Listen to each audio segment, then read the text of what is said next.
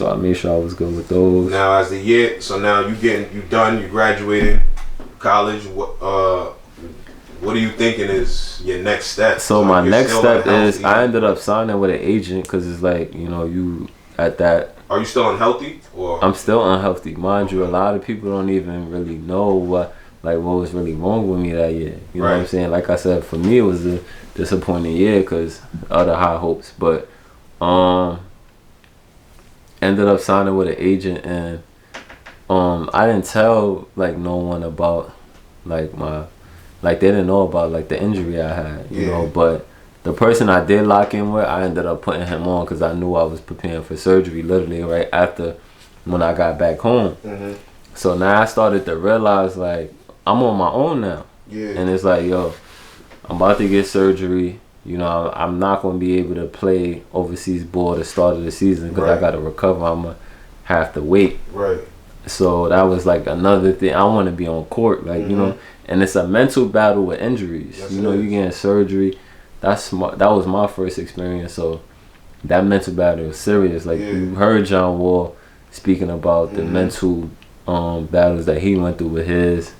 Even to the point of talking about suicide and stuff like that. You know what I'm saying? He went through a lot at the time. You feel like your body's betraying you. Yeah, so it's like when you come from a level where you could get up every day and do whatever you want, play at a high level, move how you want to, and then like you stuck now and you feel like you're a baby, you can't really shower how you want to and all of that. You got people doing stuff for you, you feel crazy. You literally feel crazy. So. And it shows you, like, you know, you're not in control. You know, you're not in control. So every day you wake up, how vulnerable and fragile you actually are. Yeah. So every day you wake up, it is a blessing if you're doing what you love and you able to play the game.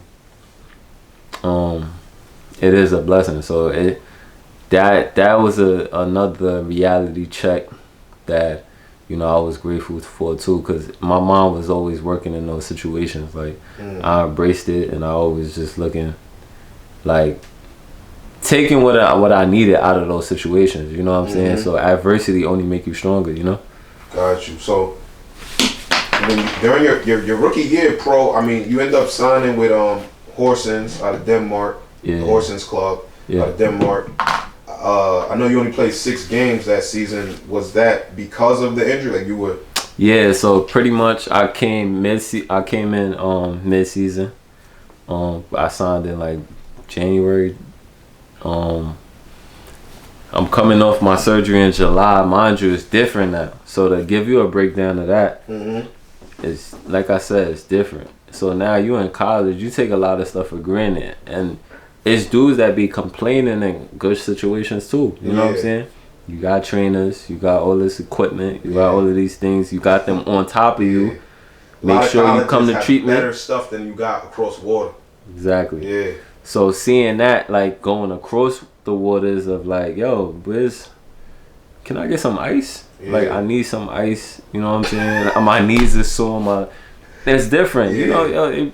You see some of the Europeans do, they like, yo, we just be stretching. Like, they looking at you crazy for asking for ice and stuff like that. So, you know, and it all depends on what level you go into the situation. Like, that was my reality of the level I walked into. So, it was different for me. And then on top of that, being on my own, doing my surgery after the season, you know what I'm saying? I didn't do it through school insurance. I did it through my own, you know what I'm saying? So, that was like the reality wake up call for me too. You know what I'm saying? Ooh, Souf, you talking heavy, Souf. Yo, so it's like, you know what I'm saying? And you take stuff for granted because you once was complaining about the treatment and stuff you was getting, but you had access to those things. Yeah. And now you see after the season, these things have to come out of pocket. Like, you know, you're not insured by the school no more. You know what I'm saying?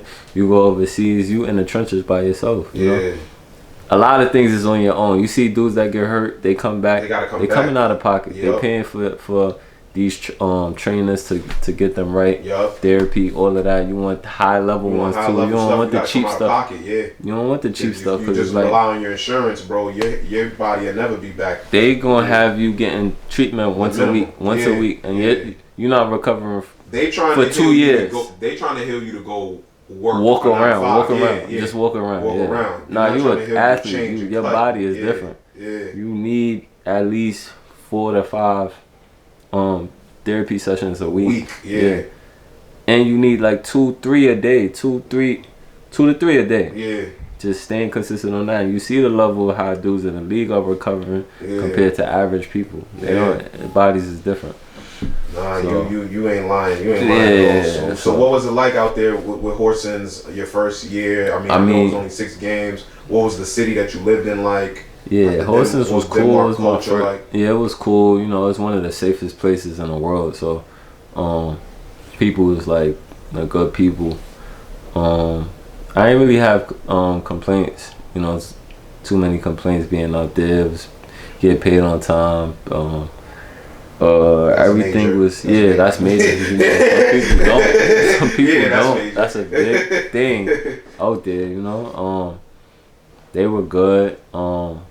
They believed in me like with my abilities but I still came back too early. You know, I was rushing to get back to where I was, and I didn't really, like I was saying, through my therapy process, I was changing therapists because it was just like, I'm like, yo, you clearing me? I still feel pain. Like, you know, I'm not feeling like myself. Like, what's going on? Okay, you good for like an average person. You're not the right person for me to be the athlete that I once was. You know what I'm saying? So you start seeing that, but you making these mistakes on your own. Nobody testing it out. You know, I know it's people like right now that's telling me about these situations, and now I could give the game back to them. Like, yo, you gotta invest in these things. Now, you know, we on our own now. You gotta come out of pocket if you want the right stuff. So that was like that was a lesson for me. And then now, you know, went to Horsens. I'm not even 100%. I'm still there. I'm just trying to get back on court. I got fear of sitting out a whole year, and I'm not, like, my hoop dreams is clipped because it's like, you know. So I was just like, you got fearful of that being like as far as being able to play, so you know, finding. So it was me pushing myself like, yo, and then me close in. So you still didn't learn from yourself at Bethune? Nah, bro, because I felt like the window was closing. You know what I'm saying? Like you sitting out a whole year, you just don't know sometimes. Like, yo, like, are they gonna pass on me? Or because it's the next group that's coming in every year. So it's just like, yo, if I end up sitting out this year, everybody's going to play.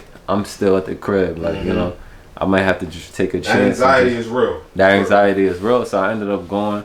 I'm only there for 3 months because I went in mid-season, and I'm catching up to everything, trying to learn the plays, trying to learn everything, you know, and then you got to work your playing time up too. So, you know, so 3 months wasn't enough, then COVID hit. Right. So it was just like, you know, it was another challenge, another storm being hit.